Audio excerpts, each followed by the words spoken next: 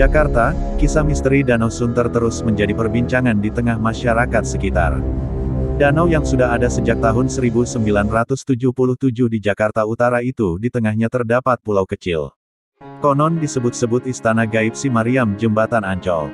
Bukan tanpa sebab jika Mariam disebut-sebut sebagai salah satu penghuni pulau misterius itu. Banyak warga yang hilang kesadaran saat datang ke pulau tersebut dan meracau sebagai Mariam. Inilah yang membuat warga menarik kesimpulan jika pulau itu juga dihuni oleh si manis Jembatan Ancol. Di situ memang ada kerajaan-kerajaan tersendiri dan di situ ada yang dituakan.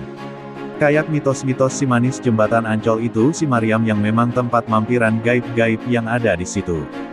Bukan tempatnya Mariam si Jembatan Ancol tapi si Mariamnya sering main ke sini, ujar Karyo, warga sekitar.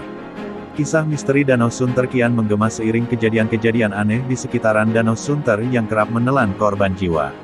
Warga menyebutkan hal ini lantaran terdapat lumpur hidup di danau buatan tersebut.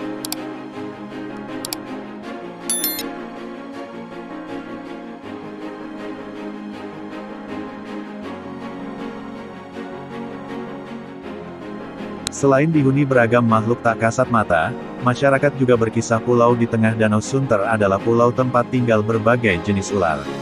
Kalau ular mungkin ada karena di situ jarang dijamah, jadi mungkin ular-ular besar ada termasuk biawak. Kalau untuk yang misterius mungkin orang tertentu saja yang bisa lihat, katanya.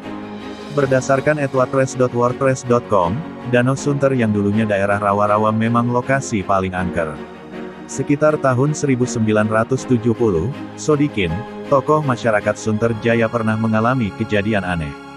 Saat saya dan teman-teman berenang tiba-tiba saya merasa menginjak makhluk aneh yang berasa licin. Sampai-sampai badan saya terangkat ke permukaan. Semenjak saat itu, saya tidak berani berenang lagi, cerita Sodikin. Dia juga pernah mengantar orang yang ingin meminta nomor judi togel di tempat angker itu. Paling banyak dari luar kota. Biasanya mereka minta nomor ke pohon-pohon. Sekitar tahun 1997 akhirnya saya putuskan untuk menebang pohonnya supaya enggak ada lagi yang minta-minta nomor terus kemudian saya tanami pohon pisang dan singkong, tuturnya. Di pulau kecil tengah Danau Sunter juga kabarnya ada istana siluman buaya. Sejumlah warga mengaku melihat sesosok buaya putih yang ukurannya lebih besar daripada buaya umumnya.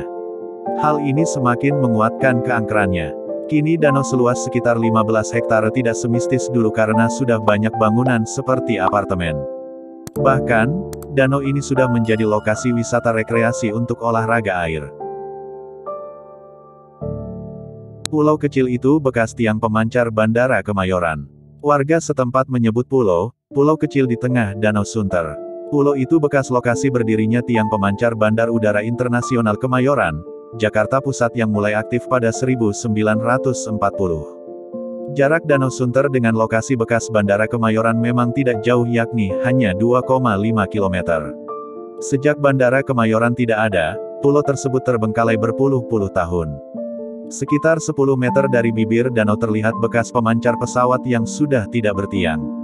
Adapun posisinya dari tiang yang berjumlah 2 buah itu hanya berbekas beton yang tampak di bagian bawah. Sementara, 7 tiang beton lainnya berukuran kurang lebih 4 meter masih berdiri gagah.